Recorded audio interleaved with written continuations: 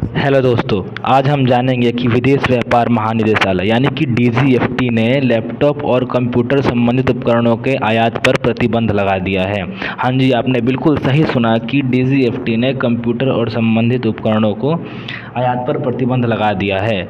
मैं नितेश आप सबका तिवारी स्टडी सेंटर हिंदी पर स्वागत करता हूं। तो चलिए हम इस विषय को इस खबर पहले हम ये जानते हैं कि हाल ही में भारत के विदेश व्यापार महानिदेशालय यानी कि डीजीएफटी, इसे हम इंग्लिश में करते हैं directorate general of foreign trade, ने घोषणा की है कि 1 नवंबर 2023 से हार्मोनाइज सिस्टम ऑफ नॉमेनकल्चर यानी कि HSN कोड 847 के तहत वस्तुओं पर ध्यान केंद्रित करते हुए लैपटॉप और कंप्यूटर संबंधित उपकरणों के आयात पर प्रतिबंध कर देगा।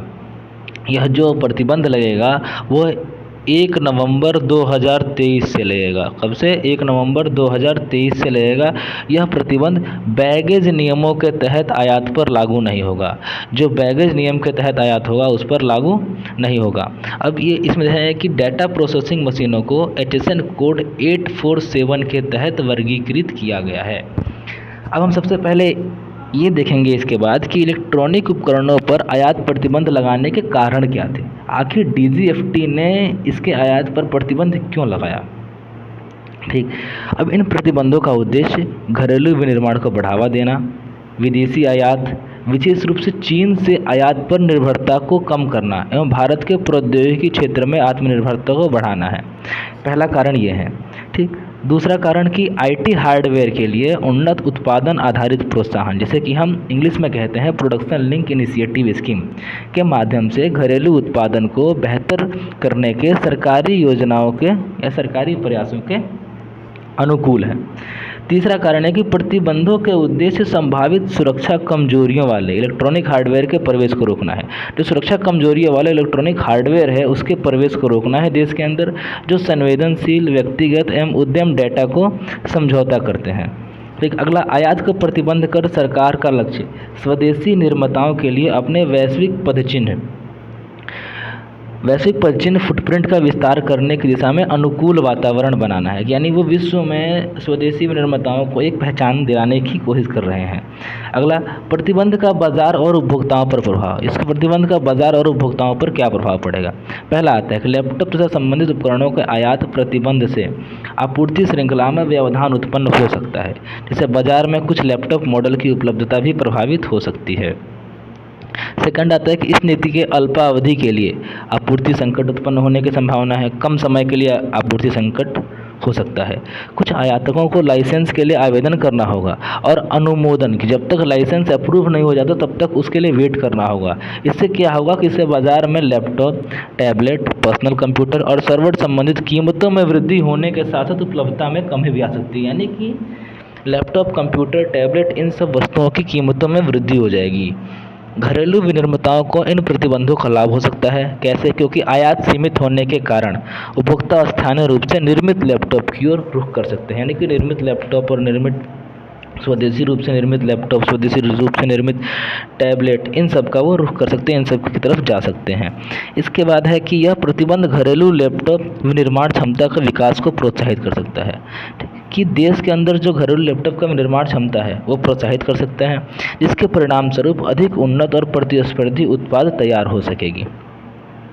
यह नीति लैपटॉप बाजार में मौजूदा अभिकर्ता जैसे Dell, HP, Lenovo, Acer, Asus, Apple को प्रभावित करेंगे, जो अपना अधिकांश उत्पाद चीन, वियतनाम, ताइवान व अन्य देश से आयात करते हैं। मतलब ये अपने इस इलेक्ट्रॉनिक उपकरण को बनाने के लिए चीन और ताइवान से वस्तुओं का आयात करते हैं।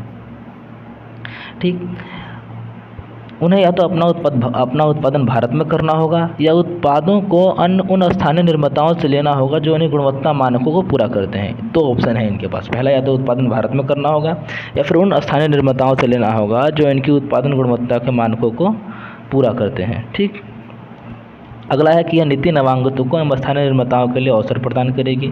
जो नवागतों मतलब नए इस इंडस्ट्री में आए हैं, और स्थानीय निर्माताओं के लिए एक अवसर होगा जो PLI योजना का लाभ उठा सकते हैं और किफ़ायती कीमतों पर प्रतिस्पर्धी उत्पाद पेश कर सकते हैं।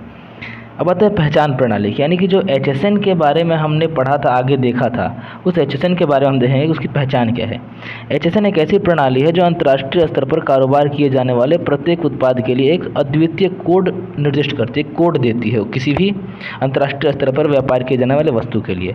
अब HSN कोड का उपयोग विश्व के सीमा शुल्क अधिकारियों द्वारा आयातित वस्तुओं पर टैरिफ की पहचान एवं आकलन के लिए किया जाता है। अब ये समझ सकते हैं कि HSN का उपयोग क्या कहा जाता है, यह टैरिफ की पहचान के लिए और उसका आकलन करने के लिए इनका उपयोग किया जाता है।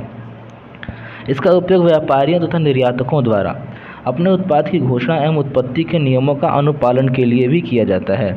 ठीक, अब HSN कोड विश्व सीमा शुल्क संगठन यानी कि WCO द्वारा वर्ष 1988 में विकसित किया गया था। साथ ही इसे प्रत्येक 5 वर्ष में अद्यतन किया जा सकता है।